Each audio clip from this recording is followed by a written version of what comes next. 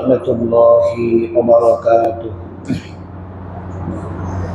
إن الحمد لله نحمده ونستعينه ونستغفره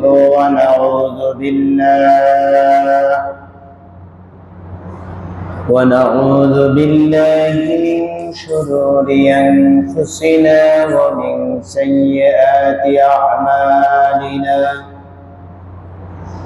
من يهد الله فلا مضل له ومن يضلله فلا هادي له.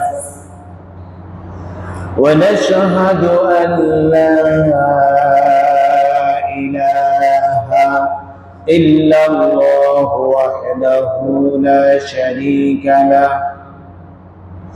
ونشهد أن سيدنا وحبيبنا ومولانا محمدا عبده ورسوله الذي أرسله بالحق بشيرا ونذيرا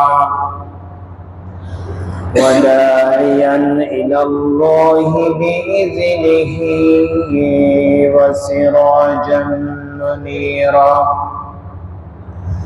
فقد قال الله تعالى في كلامه المجيد وفرقانه الحميد: أعوذ بالله من الشيطان الرجيم.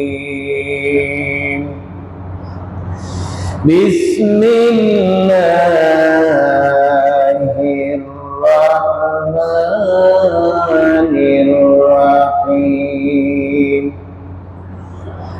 أقم الصلاة لدلوك الشمس إلى غسق الليل وقرآن الفجر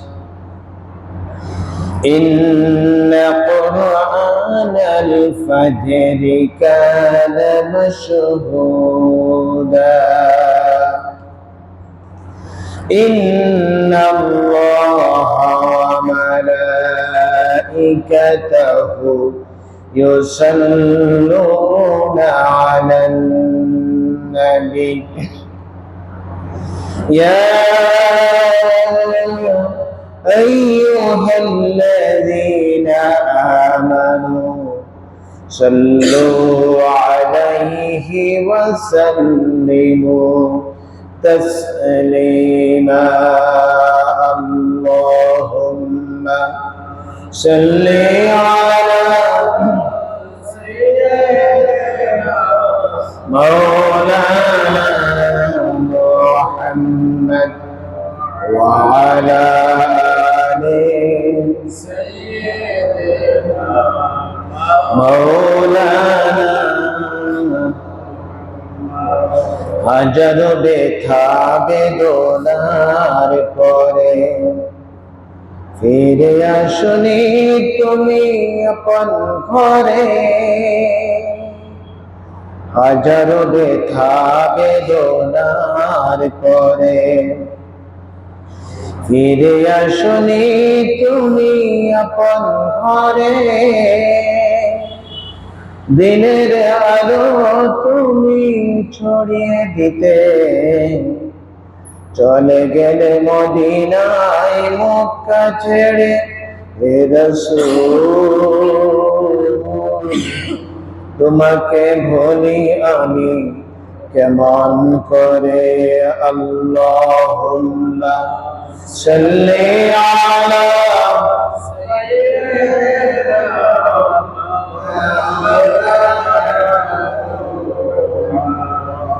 وعلى آل مولانا। খেনা খেয়ে দিন প্রচারের কাজে নিজেকে দিয়েছ বিলিয়ে।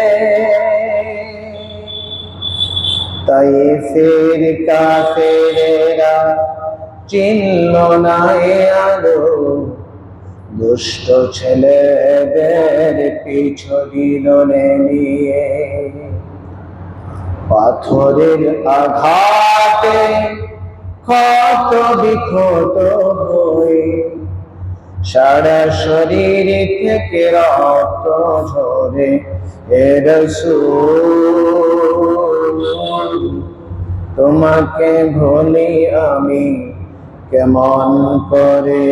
আল্লাহুম্মা সাল্লি আলা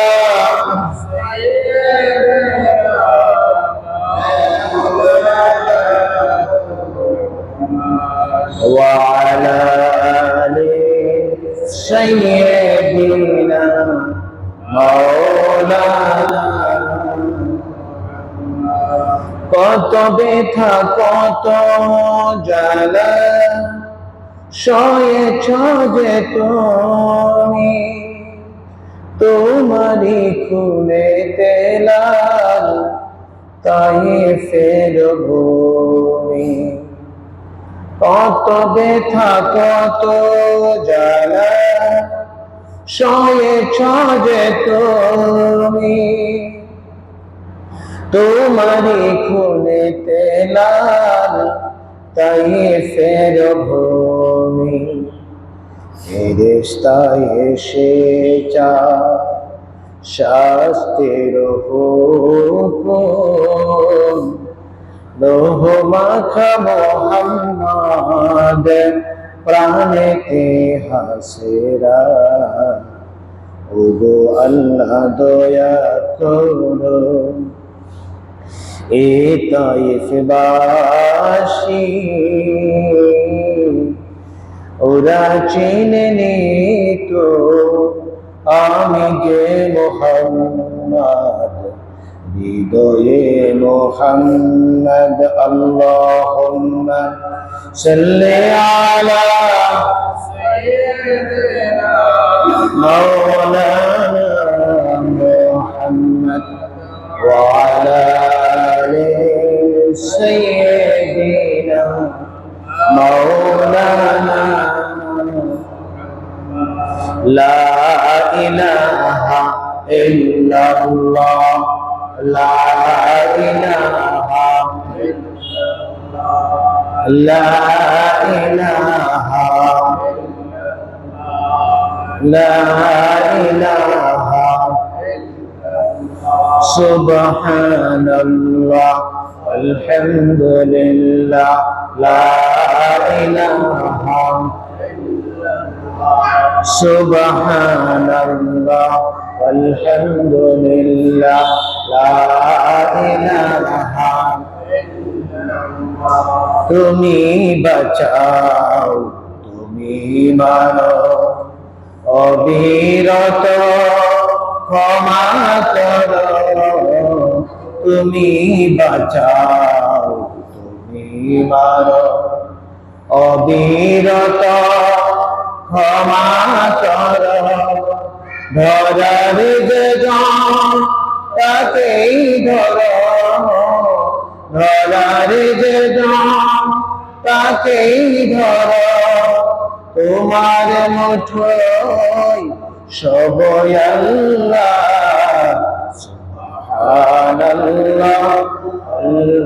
আলহামদুলিল্লাহ, লা ইলাহা ইল্লাল্লাহ, সুবহানাল্লাহ আলহামদুলিল্লাহ, লা ইলাহা ইল্লাল্লাহ, লা ইলাহা ইল্লাল্লাহ মুহাম্মাদুর রাসূলুল্লাহ সাল্লাল্লাহু আলাইহি ওয়াসাল্লাম। সম্মানিত মুসলিম کرام, আমরা আল্লাহ সুবহানাহু ওয়া তাআলার দরবারে লাখ কোটি শুকর গুজার করেছি যে মহান রব্বুল আলামিন আমাদেরকে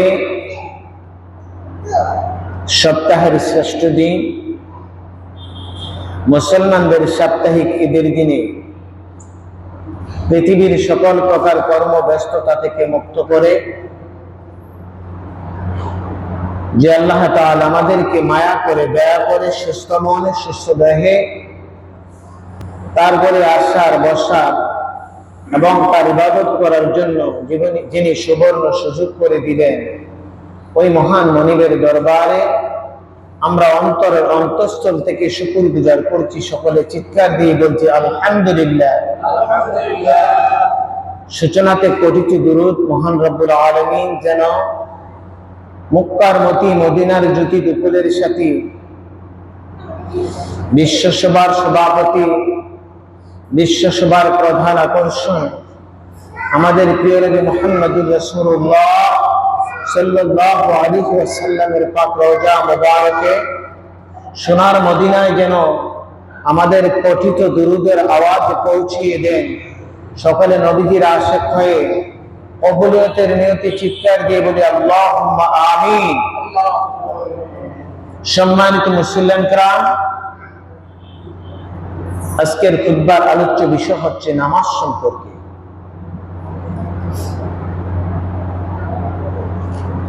নামাজ আল্লাহ রাব্বুল আলামিনের পক্ষ থেকে ফরজ বিধান। কি বিধান? ফরজ বিধান। নামাজ আল্লাহ রাব্বুল আলামিন আমাদের উপর ফরজ করেছেন। পবিত্র কোরআনুল কারীমে 82 জায়গায় নামাজের কথা বলেছেন।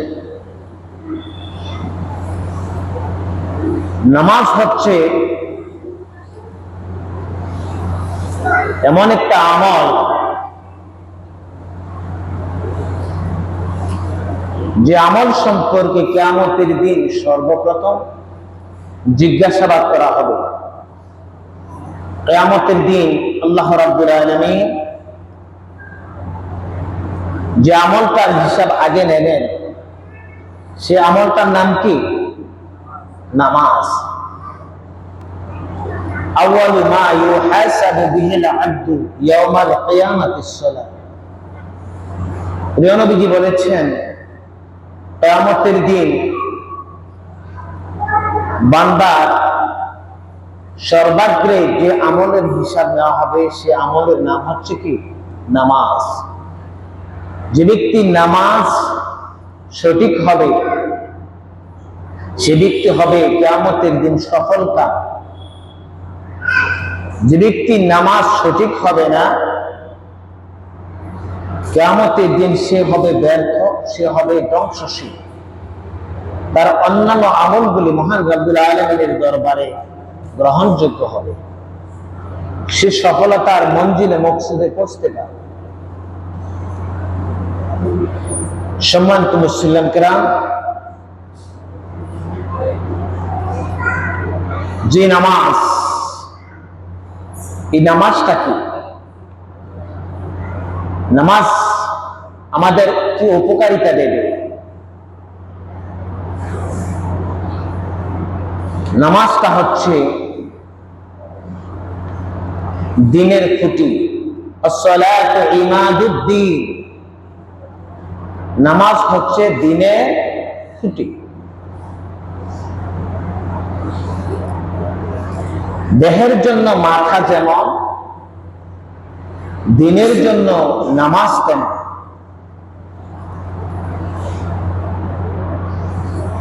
একটা মানুষের দেহের সাথে যদি মাথা না থাকে, তাহলে কি লোকটাকে চেনা যাবে? বলেন না কেন? যদি আমার দেহের সাথে মাথার সংযোগ না থাকে, তাহলে কি আমাকে চেনা যাবে? মাথা না থাকলে লোকটাকে চেনা যাবে? চেনা যাবে। হাদিস শরীফে বলা হয়েছে, দেহের জন্য মাথা যেমন, দ্বীনের জন্য নামাজ তেমন। যে ব্যক্তির মধ্যে নামাজ নাই, তার মধ্যে দ্বীন নাই। যার মধ্যে নামাজ আছে, তার মধ্যে দ্বীন আছে। নামাজ হচ্ছে সফলতার মাধ্যম। সফলতা অর্জন করতে হলে নামাজ অবশ্যই করতে হবে। আল্লাহ রাব্বুল আলামিন পবিত্র কালামে হাকিমে ঘোষণা করেছেন, قد أفلح المؤمنون الذين هم في صلاتهم خاشعون। মুমিনের কয়েকটা বৈশিষ্ট্য আছে, তার মধ্যে একটা বৈশিষ্ট্য হচ্ছে কি নামাজ। আল্লাহ পাক বলেন অবশ্যই মুমিনগণ সফলকাম, এবং সফলকাম তারা যারা নামাজে বিনয় এবং নম্রতা অবলম্বন করেছে। খুশুখুজুর সাথে যারা নামাজ পড়েছে তারা সফলকাম। নামাজ হচ্ছে সাহায্য প্রার্থনার মাধ্যম। বান্দা বিপদে পড়ে গেছো, বান্দা মুসিবতে পড়ে গেছো, বান্দা ঋণগ্রস্ত হয়ে গেছো, বান্দা অসহায় অবস্থায় পড়ে গেছো, বান্দা তোমার সন্তান হয় না, বান্দা রিজিকের অভাবে পড়ে গেছো, বেকায়দায় পড়ে গেছো, তুমি আমার কাছে নামাজের মাধ্যমে ধৈর্য ধারণ করে সাহায্য প্রার্থনা করো। আল্লাহ রাব্বুল আলামিন বলেন, ওয়াস্তাঈনু বিস-সাবরি ওয়াস-সালাহ, তোমরা আমার কাছে নামাজ পড়ে ধৈর্য ধারণের মাধ্যমে সাহায্য প্রার্থনা করো। তোমরা হতাশ হয়ে যেও না, তোমরা ভেঙে পড়ো না, হাল ছেড়ে দিও না। তোমরা যে কোনো সমস্যায় পড়ো, আমি মহান রাব্বুল আলামিনের কাছে তোমরা সাহায্য প্রার্থনা করো। কিভাবে? তোমরা নামাজ পড়ো এবং ধৈর্য ধারণ করো, ভেঙে পড়ো না, হতাশ হয়ে যেও না, হাল ছেড়ে দিও না। বিপদ থেকে মুক্তির মালিককে বলেন, আমি বিপদে পড়ে গেছি, বিপদ থেকে কে মুক্ত করবে? বিপদ থেকে যিনি মুক্ত করতে পারবেন, যিনি ঋণ থেকে মুক্ত করতে পারবেন, যিনি সন্তান দিতে পারবেন, যিনি আমার সকল সমস্যার সমাধান করতে পারবেন, তিনি আর কেউ নন, তিনি হচ্ছেন মহান রাব্বুল আলামিন। বান্দারে, আমার কাছে সাহায্য চা, আমি তোকে সাহায্য করব, আমি তোকে বিপদ থেকে উদ্ধার করব। তোর সন্তান হয় না, আমার কাছে কান্নাকাটি কর। তোর ভাগ্যে যদি সন্তান থাকে, আমি আল্লাহ রাব্বুল আলামিন তোকে সন্তান দিয়ে দেব। পৃথিবীর কোন মাখলুকের কাছে না, কোন রাজার কাছে নয়, বাদশার কাছে নয়, কোন পীরের কাছে নয়, ফকিরের কাছে নয়, মাজারের কাছে নয়, কোন দরবারের কাছে নয়। তুই সাহায্য চা একমাত্র আমার কাছে, আমি আল্লাহ রাব্বুল আলামিন তোকে সাহায্য করব। তোর যত সমস্যা আছে আমি আল্লাহ রাব্বুল আলামিন দূর করে দেব। শর্ত কয়টা? আপনি বিপদে পড়ে গেছেন, সমস্যা করে গেছেন, সালাতুল হাজত করেন, ধৈর্য ধারণ করে, তাহলে আল্লাহ রাব্বুল আলামিন আপনার সকল সমস্যার সমাধান করে দিবেন। এটা কার কথা? এটা আল্লাহর কথা। আল্লাহ রাব্বুল আলামিন বলেছেন,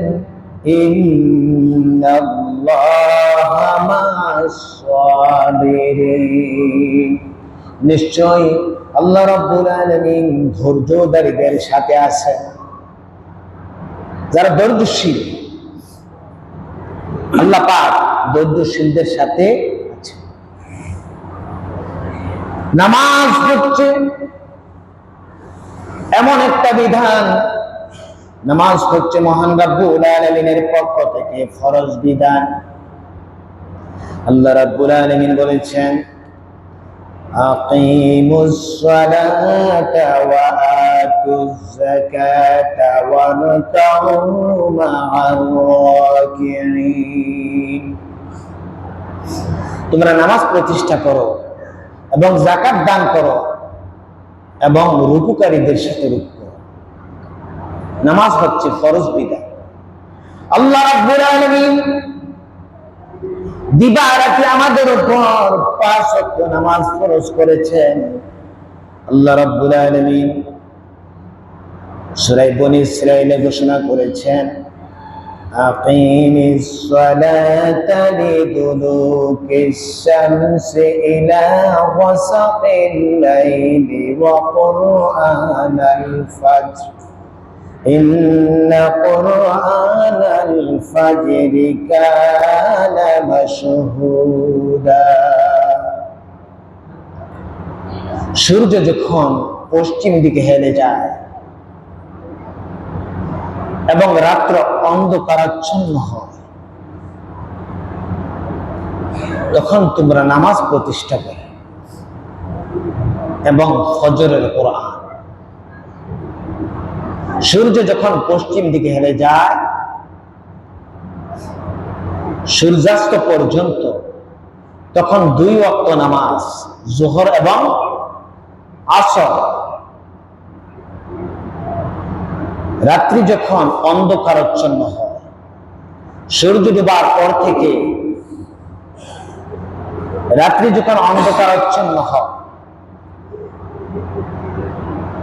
তখন পর্যন্ত 2 রাকাত নামাজ, মাগরিব এবং ইশা, এই 4 ওয়াক্ত নামাজ। তারপরে যখন ফজর হয়, ফজরের কোরআন বলতে ফজরের নামাজকে বোঝানো হয়েছে, তখন বলা হয়েছে তখন তোমরা কি করো, যখন ফজর হয় তখন তোমরা ফজরের নামাজ পড়ো। সূর্য যখন পশ্চিম দিকে হেলে যায় এবং রাত্রি অন্ধকারাচ্ছন্ন হয়, তখন পর্যন্ত 4 ওয়াক্ত নামাজ, এবং যখন ফজর হয় তখন ফজরের নামাজ। মোট কত ওয়াক্ত হলো? 5 ওয়াক্ত নামাজ আল্লাহ পাক রব্বুল আলামিন আমাদের উপর ফরজ করেছে। এই 5 ওয়াক্ত নামাজ পড়া আমাদের উপর কি ফরজ। عن ابن عمر رضي الله تعالى عنه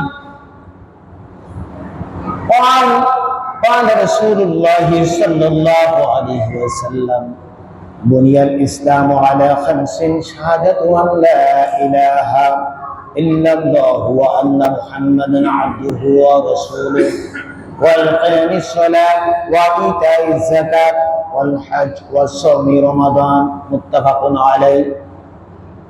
বুখারী এবং মুসলিম শরীফের হাদিস।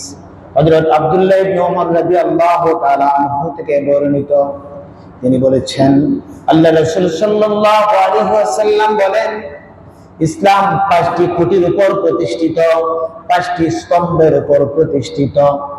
প্রথম খুঁটিটি হচ্ছে ঈমান। প্রথম খুঁটিটি কি? ঈমান। এই কথার উপর সাক্ষ্য দেওয়া আল্লাহ ছাড়া কোনো মাবুদ নাই, মুহাম্মাদুর রাসূলুল্লাহ সাল্লাল্লাহু আলাইহি ওয়াসাল্লাম আল্লাহ পাকের বান্দা এবং তার প্রেরিত রাসূল। প্রথমটা হচ্ছে কি?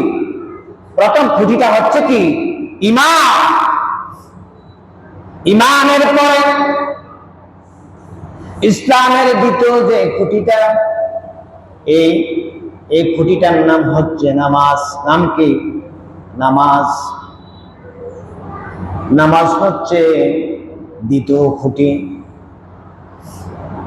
আল্লাহ রাব্বুল আলামিন নামাজ আমাদের উপর ফরজ করেছেন।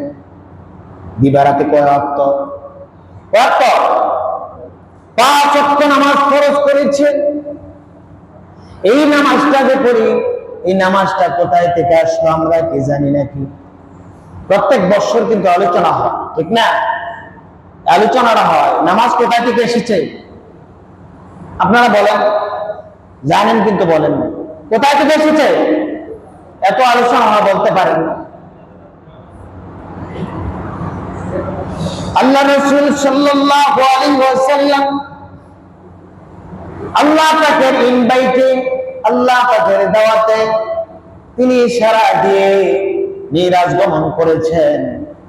মিরাজ যখন গমন করেছেন, ফিরার পথে আল্লাহ রাব্বুল আলামিন আমাদের প্রিয় নবী মুহাম্মদ সাল্লাল্লাহু আলাইহি ওয়াসাল্লামকে যে কটি জিনিস উপহার দিয়েছিলেন, তার ভিতরে একটি মহান পুরস্কার হচ্ছে, মহান হাদিয়া হচ্ছে, সেটা কি? নামাজ। কি যে হাদিয়াটা দিয়েছেন, সেই হাদিয়াটা হচ্ছে কি? নামাজ। সেটা কি? কত অর্থ দিয়েছিলেন আল্লাহ রাব্বুল আলামিন আমাদের প্রিয় নবী মুহাম্মদ সাল্লাল্লাহু আলাইহি ওয়াসাল্লামকে আমাদের জন্য 50 ওয়াক্ত নামাজ হাদিয়া দিয়েছিলেন। দিবারাতে যদি 50 ওয়াক্ত নামাজ আমাদের উপর ফরজ হতো, তাহলে আমাদের জন্য কষ্ট হয়ে যেত। আমরা কি 50 ওয়াক্ত নামাজ পড়তে পারতাম? আল্লাহ নবী মুহাম্মদুর রাসূলুল্লাহ সাল্লাল্লাহু আলাইহি ওয়াসাল্লাম 50 ওয়াক্ত নামাজ দিয়ে যখন পৃথিবীতে ফিরতেছিলেন, ষষ্ঠ আকাশে যখন হযরত মূসা আলাইহিস সালামের সাথে দেখা হলো, মূসা আলাইহিস সালাম নবীজিকে বললেন, হে আল্লাহর নবী, আল্লাহ পাক রব্বুল আলামিন আপনাকে কি উপহার দিয়েছেন, কি হাদিয়া দিয়েছেন?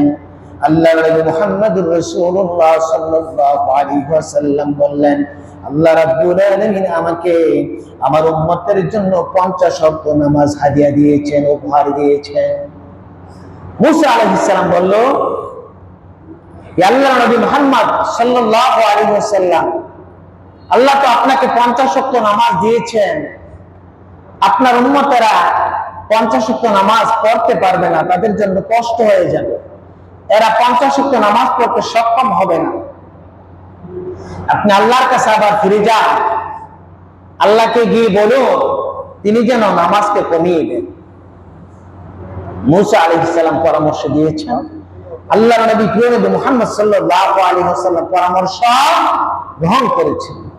আমাদের প্রিয় নবী মুহাম্মদুর রাসূলুল্লাহ সাল্লাল্লাহু আলাইহি ওয়াসাল্লাম আবার আল্লাহর কাছে ফিরে গেলেন, আল্লাহকে বললেন, ওগো আল্লাহ, আমার উম্মতেরা 50 ওয়াক্ত নামাজ পড়তে পারবে না, দয়া করে কমিয়ে দিন।